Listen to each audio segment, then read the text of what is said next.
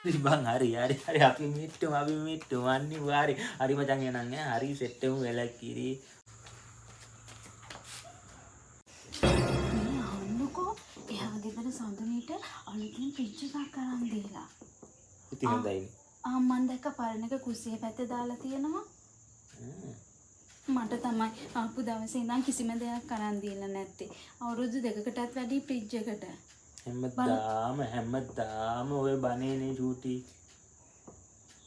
සඳුනීට කොච්චර බඩු අරන් දීලා නැද්ද? බොරු කියන්න එපා. දැන් කොච්චර කාලෙකින්ද මට බඩුවක් අරන් දුන්නේ නැද්ද කියන්නකෝ. බලන්න හැමදාම සඳුනීට මොන හරි අරන් දෙනවා. හරි.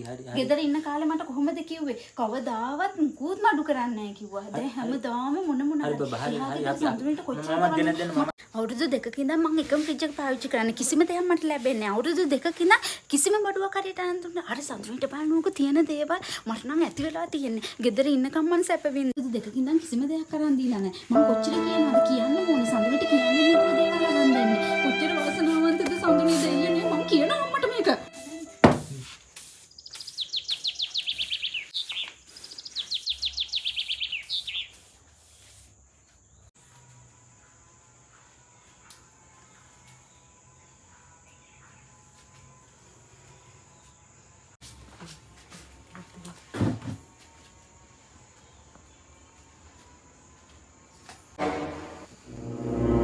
මොකද බබා?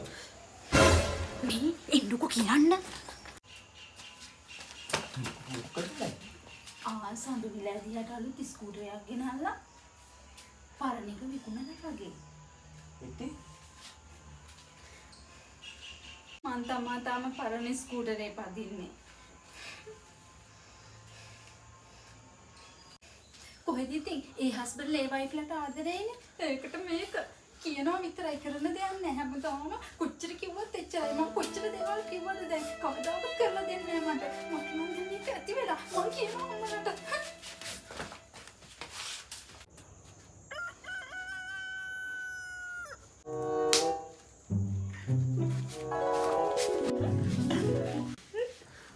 දන්නවද?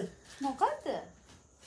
ඒකද සඳුනිගේ හස්බන්ඩ් ඉතින් මෙතන ගෑණි කරල්ලු.